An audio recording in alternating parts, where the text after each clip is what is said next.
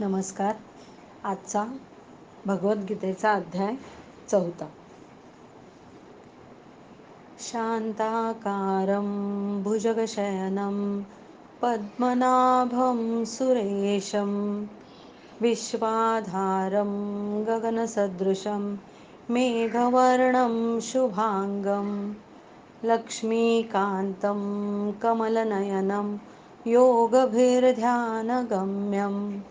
वन्दे विष्णु भवभयहरं सर्वलोकैकनाथम्.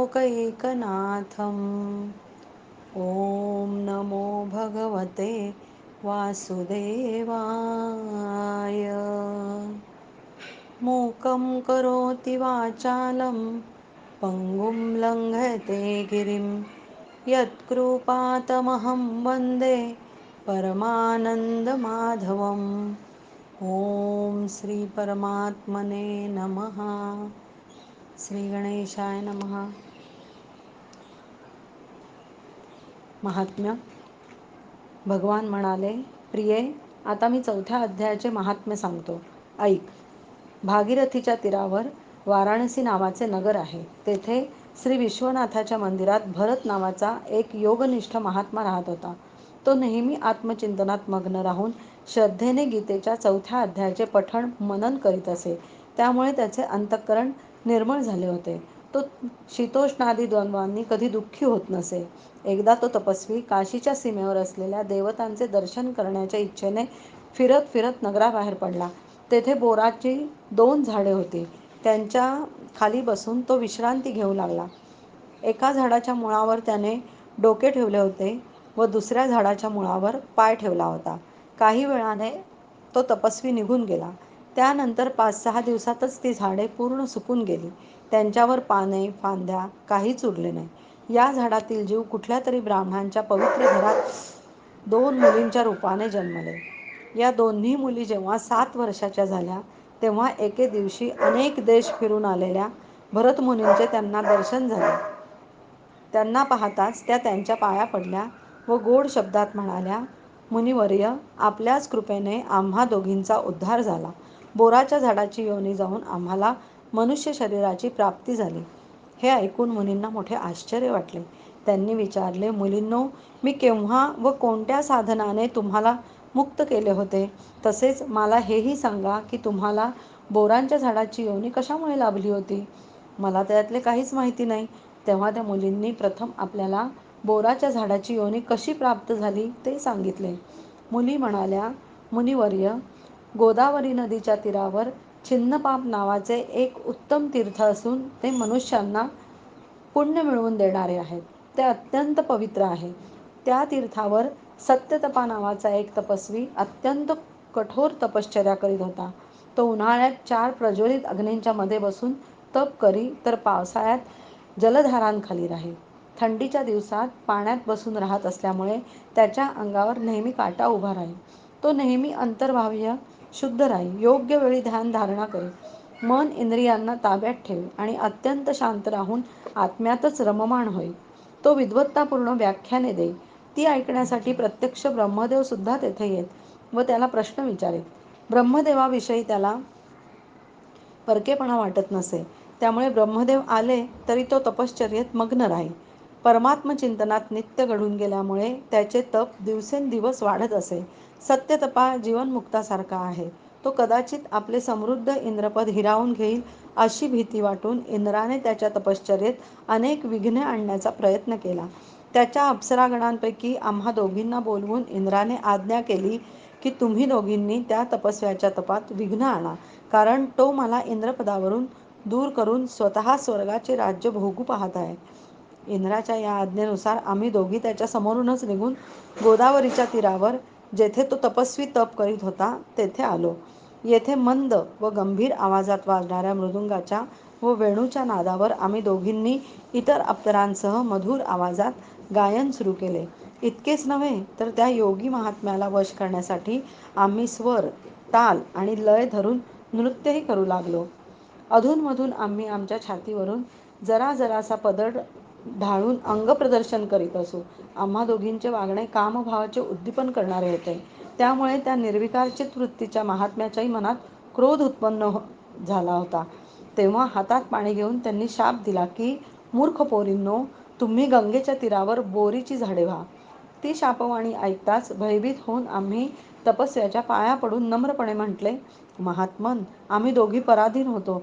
त्यामुळे इंद्राच्या सांगण्यावरून आमच्याकडून जे दुष्कृत्य घडले त्याची आम्हाला क्षमा करावी. एवढे बोलून आम्ही मुनींचा क्रोध शांत केला. नंतर पवित्र अंतःकरणाचे मुनी प्रसन्न होऊन म्हणाले, अप्सरांनो, भरत मुनींची भेट होईपर्यंतच ह्या शापाचा प्रभाव राहील. त्यानंतर तुमचा वृक्षजन्म जाऊन तुम्हाला मनुष्यजन्म येईल. शिवाय तुम्हाला पूर्वजन्माचे स्मरणही असेल.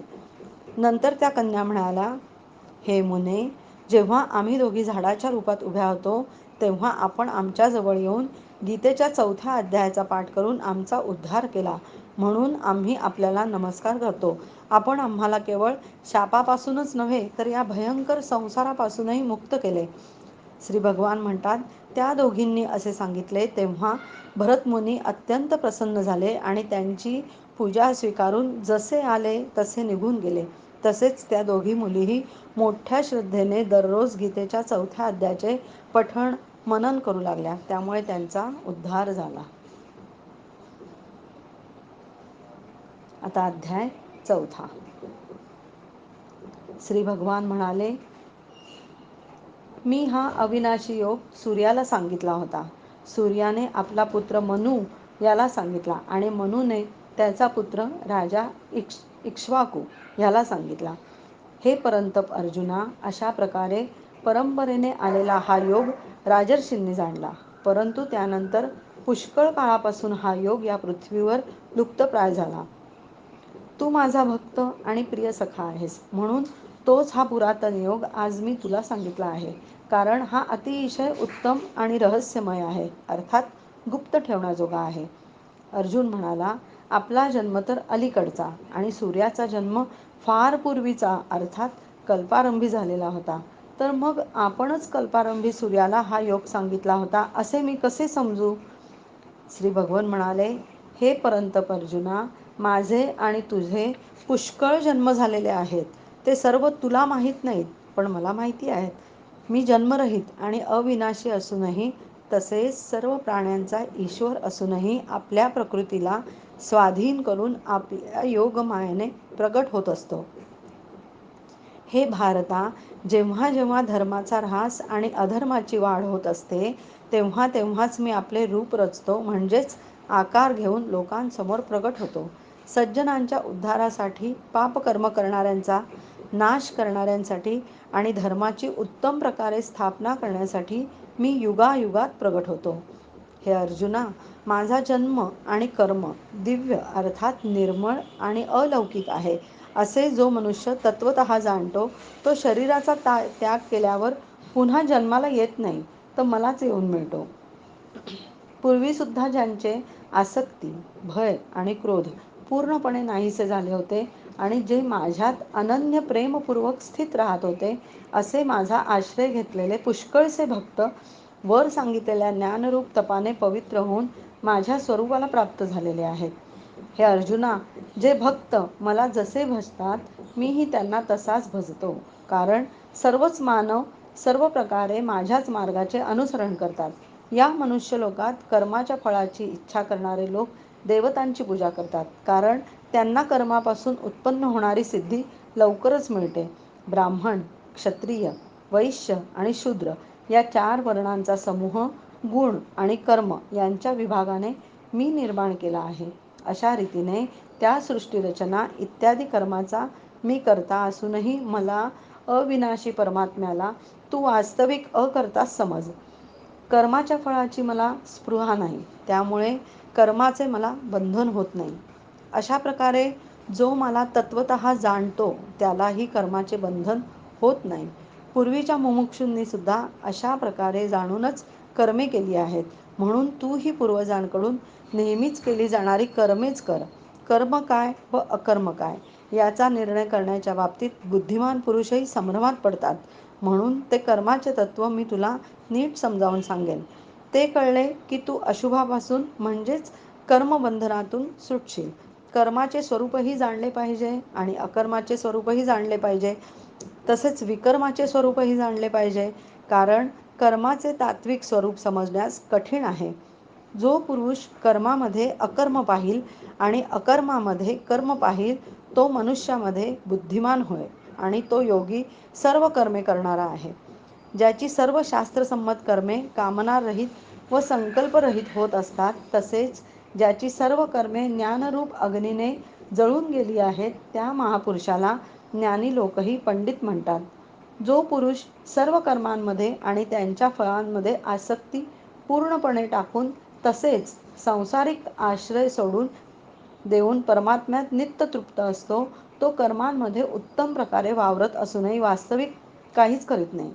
ज्याने अंतःकरण व इंद्रियांसह शरीर जिंकले आहे आणि सर्व भोगसामग्रीचा त्याग केला आहे, असा आशा नसलेला मनुष्य केवळ शरीरासंबंधीचे कर्म करीत राहूनही पापी होत नाही.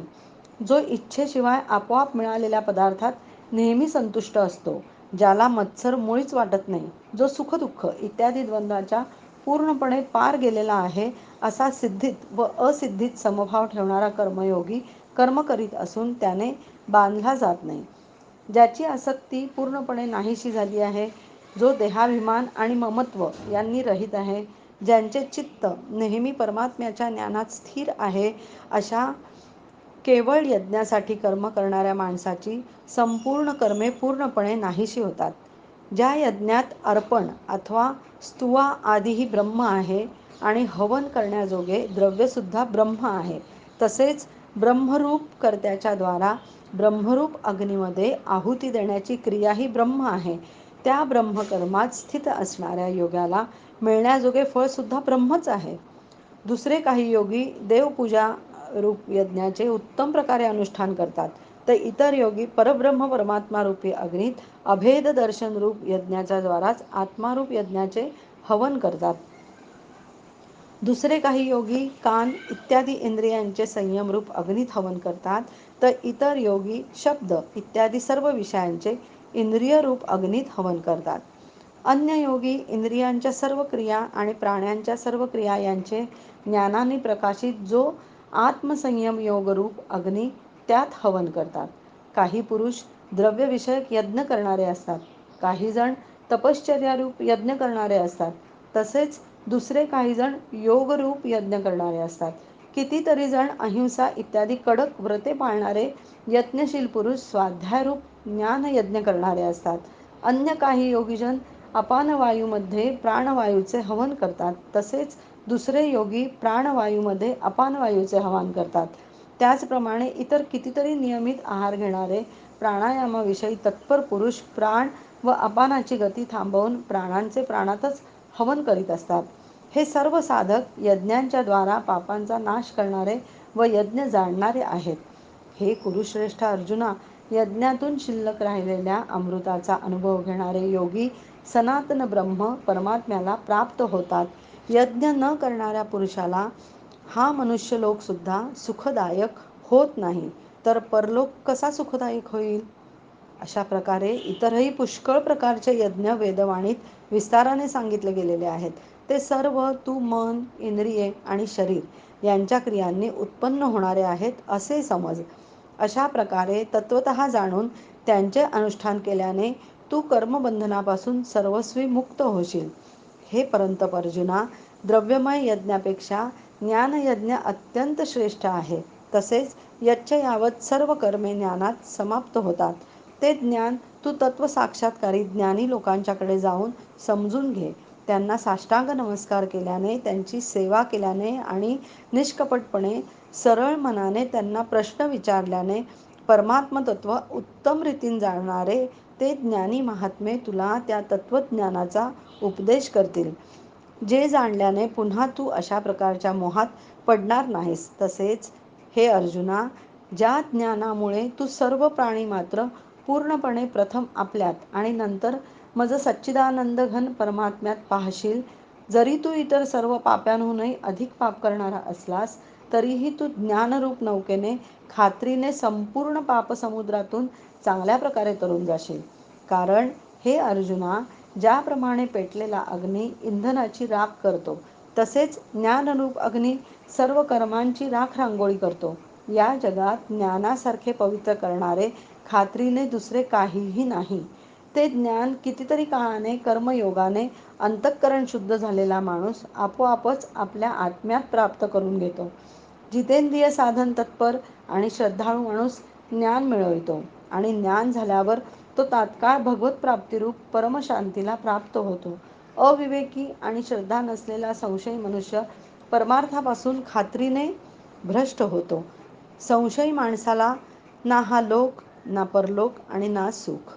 हे धनंजया, ज्याने कर्मयोगाच्या विधीने सर्व कर्मे परमात्म्याला अर्पण केली आहेत आणि ज्याने विवेकाने सर्व संशयांचा नाश केला आहे, अशा अंतःकरण स्वाधीन असलेल्या पुरुषाला कर्मे बंधनकारक होत नाहीत. म्हणून हे भरतवंशी अर्जुना, तू हृदयात असलेल्या या अज्ञानाने उत्पन्न झालेल्या आपल्या संशयाचा विवेकज्ञानरूप तलवारीने नाश करून समत्वरूप कर्मयोगात स्थिर रहा आणि युद्धाला उभा रहा. भगवद्गीता अध्याय 4 समाप्त. श्रीकृष्णार्पणमस्तु.